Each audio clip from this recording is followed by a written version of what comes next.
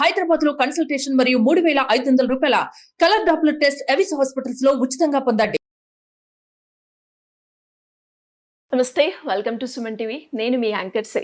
చాలా మంది కూడా పీరియడ్స్ టైంలో రకరకాల ఇష్యూస్ అయితే ఫేస్ చేస్తూ ఉంటారు. అందులో భాగంగానే శానిటరీ నాప్కిన్స్. ఇందులో మనం ఎక్కువగా చూసేటప్పుడు దీన్ని ఏ విధంగా చూస్ చేసుకోవాలి అనేది చాలా మందికి ఉన్న క్వశ్చన్. దాంతోపాటు దాన్ని ఎలా యూస్ చేయాలి అండ్ ఏవి ప్యాడ్స్ మనం ప్రిఫర్ చేస్తే బాగుంటుంది అనుకునే వాళ్ళు కొందరైతే, ఇంకొందరు చాలామంది కూడా ప్యాడ్ డిస్పోజల్లో కూడా చాలా కేర్ఫుల్గా ఉండాలి. దాన్ని ప్రాపర్గా యూజ్ చేయకపోతే దానివల్ల కూడా మనకి చాలా బాడీకి ఎఫెక్ట్ అయ్యే ఛాన్సెస్ ఉన్నాయని చెప్తూ ఉన్నారు. అసలు దాన్ని ఏ విధంగా డిస్పోజల్ చేయాలి, దాని గురించి పూర్తి వివరాలు మనకు అందించడానికి డాక్టర్ నిల్లేప గారు ఉన్నారు. అడిగి తెలుసుకుందాం. నమస్కారం డాక్టర్ నిల్లేప గారు. మేడం, శానిటరీ నాప్కిన్స్ ఏవైతే ఉన్నాయో అవి యూజ్ చేసేటప్పుడు చాలా కేర్ఫుల్గా ఉండాలి అని చెప్తూ ఉంటారు. అండ్ అదేవిధంగా దాని డిస్పోజల్ కూడా చాలా మ్యాండేటరీ అని చెప్తూ ఉంటారు. దాన్ని ఏ విధంగా మనం యూజ్ చేయాలి మేడం? ఒక ఫీమేల్ లైఫ్లో అండి రిప్రొడక్టివ్ ఏజ్ మోస్ట్ ఎక్కువ ఉండే ఇయర్స్ మీరు అబ్జర్వ్ చేస్తే ఆల్మోస్ట్ లైక్ 40 to 50 years ఉంటాయి. మనం ఎవ్రీ మంత్ ఒక సైకిల్ కంప్లీట్ అయిన ఎండింగ్ పాయింటే మెన్స్ట్రేషన్ స్టార్ట్ అవుతుందండి. అదే విధంగా అది ఎండింగ్ అదే, మెన్స్ట్రేషన్ అండి స్టార్టింగ్ కూడా అదే. ఎలా అయితే అమావాస్యలో మనం నో మూన్ అంటాము, న్యూ మూన్ కూడా అంటామో, అదే విధంగా ఈ మెన్స్ట్రేషన్ అనేది ఆ సైకిల్ ఎండింగ్కి ఇండికేషన్. అండ్ దాని నుంచి నెక్స్ట్ సైకిల్లోకి మనం ప్రొసీడ్ అయిపోతాం. సో మెన్స్ట్రేషన్ టైంలో మనం హెల్త్, హైజీన్ ఎలా మెయింటైన్ చేస్తామో అది మన నెక్స్ట్ సైకిల్ని చాలా ఇన్ఫ్లుయెన్స్ చూపిస్తాం. ఓకే. సో అలా కన్సిడర్ చేసుకున్న దాంట్లో మీరు అడిగినది first point is what we use sanitary pads. అసలు ఏంటి, మనం ఎలా వాడాలి ఏంటి అన్నది. మన గట్లో ఎలా అయితే బయోమ్ ఉంటుందో మన వెజైనల్ రీజన్లో కూడా ఒక బయోమ్ ఉంటుందండి. ఏదైతే it protects from various things అనమాట కంటిన్యూస్గా. సో మెన్స్ట్రేషన్ జరిగే టైంలో కూడా ఆ బయోమ్ అనేది దట్ ఈస్ ఎక్స్పోజ్డ్ అనమాట. అండ్ pH అనేది చేంజ్ అవుతుంది కొంచెం because of the shedding. So ఈ టైంలో మనం ఎంత హైజీన్గా ఉండగలిగితే అంత బెటర్. పాతకాల పద్ధతుల్లో ఎట్లా వాడేవారు ఒకసారి చూద్దామండి. ఎక్కువగా అప్పుడు కాటన్ క్లాత్ వాడేవారండి. దాన్ని కూడా ఫస్ట్ దాన్ని కుంకుడుకాయలో వాష్ చేసేవాళ్ళు. ఏదైతే మనం పీరియడ్స్కి ప్రిపేర్ చేద్దాం అనుకుంటున్నామో అది కుంకుడుకాయ నీళ్ళలో వాష్ చేసినప్పుడు it is highly anti bacterial and antiviral అండి దాని కుంకుడుకాయ రసం అనేది. అదైన తర్వాత బేకింగ్ సోడాలో కొంచెం సేపు సోక్ చేసేవారు. సోక్ చేసిన తర్వాత దాన్ని డ్రై చేసేవారు, sun dry to the full extent. అది అయిన తర్వాత ఫ్యూమిగేషన్ పెట్టేవారండి దానికి విత్ వేరియస్ హర్బ్స్. ఓకే. అది ఇప్పుడు మనకి ఫ్యూమిగేషన్ మీద పేపర్స్ వస్తున్నాయి that fumigation also is highly anti bacterial and antiviral అని. అందుకనే డెలివరీ టైంలో కూడా కొంతమంది ఫ్యూమిగేషన్ చేస్తారు. ఓకే, డ్యూరింగ్ ద డెలివరీ కూడా.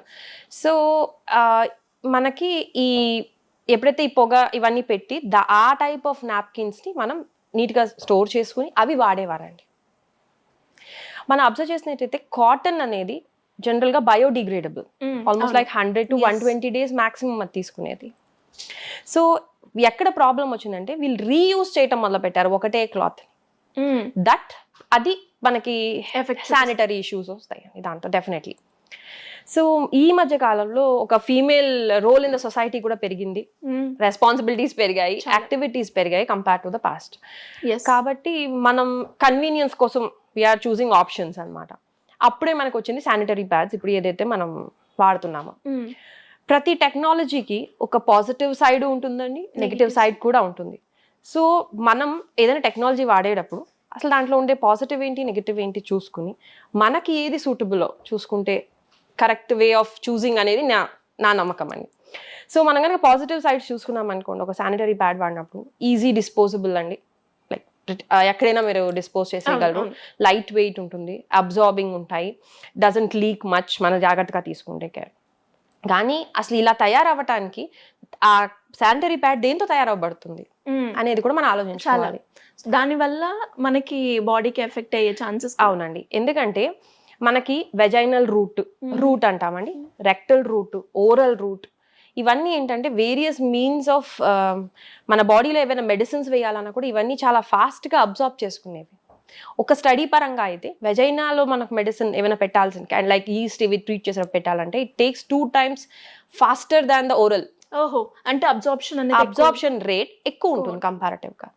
సో ఎప్పుడైతే మనం ఈ sanitary pads which is made of plastic, తర్వాత దాంట్లో అబ్జార్ప్షన్ బాగుండాలని ఎస్ఏపీస్, మళ్ళీ దాన్ని బ్లీచ్ చేస్తారు విత్ క్లోరిన్.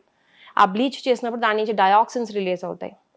ఈ ప్లాస్టిక్స్ అనేవి ఎప్పుడైతే బయాలజికల్ కానీ, ఫిజికల్ కానీ, కెమికల్ కానీ ఎనీ కైండ్ ఆఫ్ ఎక్స్పోజర్కి అవి డివైడ్ అవుతాయి into micro plastics and nano plastics. ఆ ప్లాస్టిక్స్ యొక్క ఎఫెక్ట్ ఏంటి, ఇవన్నీ మనం కన్సిడర్ చేసుకోవాలి. మనకి పీరియడ్స్ టైంలో స్మెల్ రాకుండా దాంట్లో మళ్ళీ ఫ్రాగ్రెన్స్ వేస్తారు. ఆ వేసే కెమికల్స్ ఏంటి? ఎప్పుడైతే మనం ఇంత హైలీ అబ్జార్బ్ అయ్యే ప్లేస్లో ఇలాంటి ప్లాస్టిక్ ప్యాడ్ వాడుతున్నామో దానివల్ల వచ్చే నష్టాలు కూడా అంతే ఎక్కువ.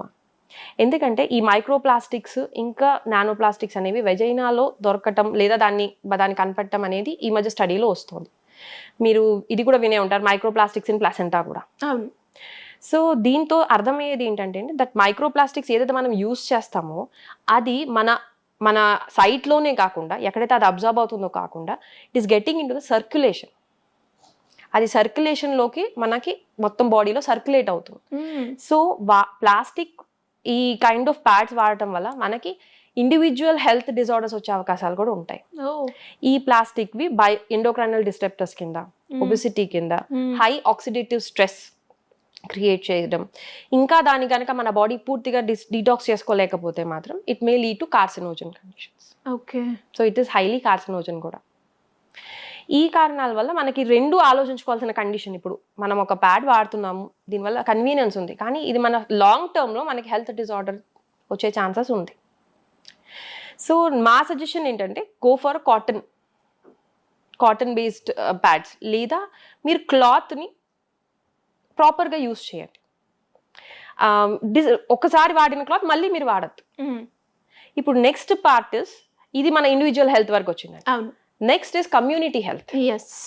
ఎందుకంటే ఒక ఇండివిజువల్, మన హ్యూమన్ బీయింగ్స్ అందరం కూడా part of community, social beings మనం అందరం. సో మన health starts and is along with the community health. Community health disturbance ఉన్నా కూడా మన individual health will be disturb. And to maintain community health కూడా అది ఒక ఎవ్రీ ఇండివిజువల్ రెస్పాన్సిబిలిటీ. సో మనం మన ప్యాడ్స్ ఎలా డిస్పోజ్ చేస్తున్నాం అనేది చాలా ఇంపార్టెంట్. ఇండియా NIH సర్వేస్ పరంగా ఆల్మోస్ట్ 8 ప్యాడ్స్ వాడతామండి per female in 1 cycle. So 1 ఇయర్లో మనం కన్సిడర్ చేస్తే 12 బిలియన్ ప్యాడ్స్ వస్తాయి బయటికి యావరేజ్గా. So how these get disposed? అంత ప్లాస్టిక్ 500 to 800 years తీసుకుంటుంది టు బయోడిగ్రేడ్. అవును, అసలు డిగ్రేడ్ అవ్వదు కూడా చాలా సార్లు. సో మరి ఇదంతా ఎక్కడికి వెళ్తుంది and how they are degrading it? So ఈ మెన్స్ట్రల్ వేస్ట్ అంటారండి దీనంటిని. ఈ మెన్స్ట్రల్ వేస్ట్ మేనేజ్మెంట్ కి కూడా ఒక బాడీ ఉంటుంది విచ్ విల్ అవన్నీ చూస్తుందండి. And according to that body దాన్ని ఒక హై హీట్ లో మనం డిగ్రేడ్ చేయాలి. కానీ మనం అది చేయాలంటే ఇది షుడ్ బి సార్టెడ్ అవుట్. మనం ఎప్పుడైతే మన ప్యాడ్ అనేది ఎప్పుడైతే వాడతామో వాడిన తర్వాత దాన్ని ప్రాపర్గా రోల్ చేసి వాళ్ళు ఒక కవర్ ఇస్తారు, దాన్ని రోల్ చేసి ఒక వేరే పేపర్లో చుట్టి దాన్ని విడిగా ఇవ్వటం కరెక్ట్ అండి. అలాంగ్ విత్ ఆర్గానిక్ వేస్ట్ దాన్ని వేస్తే అది అసలు డిగ్రేడ్ అవ్వదండి. ఓకే, అంటే దానికంటూ సపరేట్ గా దాన్ని యాక్చువల్లీ అది సపరేట్ గా వాష్ చేయొచ్చండి, కానీ అన్నిసార్లు కుదరదు. If you are in airport చేయలేరు, మీరు ఏమైనా ఎమర్జెన్సీ ఫ్లైట్ కండిషన్స్ లో మీరు చేయలేరు. కాబట్టి నా first suggestion go for a cotton pods. అది బయోడిగ్రేడబుల్, దాన్ని మీరు ప్రాపర్ గా మీరు క్లియర్ గా దాన్ని డిస్పోజ్ చేసేయగలరు. తప్పదు అన్న కండిషన్స్ లోనే మీరు ప్యాడ్స్ కి వెళ్ళండి. ఒకవేళ ప్యాడ్స్ కి వెళ్ళినా కూడా నేను చిన్న పిల్లలకి నేనేం సజెస్ట్ చేస్తానంటే విత్ ప్యాడ్ మనం దాని మీద క్లాత్ పెట్టేసుకోవచ్చు. ఓకే, దట్ విల్ మనకేంటంటే అప్పుడు వెజైనల్ ఇష్యూ ఉండదు.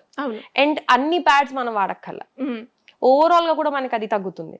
జస్ట్ ఏంటంటే రీయూజ్ చేయొద్దండి ప్యాడ్ క్లాత్ ని. అండ్ క్లాత్ కెన్ బి మీకు ఓజోనైజ్ వాటర్ లో కూడా వాష్ చేసుకోవచ్చు బిఫోర్ యూజింగ్ అండి. దట్ విల్ క్లియర్ చాలా రకాలైన మీకు ఇన్ఫెక్షన్స్ కానీ ఏమైనా ఉన్నా కూడా వాష్ చేసుకుని ప్రాపర్ సన్ డ్రై చేసుకుని కనుక మీరు వాడగలిగితే that will help. Every 3 to 4 hours కి కంపల్సరీగా ప్యాడ్ చేంజింగ్ అనేది ఇంపార్టెంట్ అండి. మాక్సిమం 3 to 4 hours మీ బ్లీడింగ్ అయినా అవ్వకపోయినా.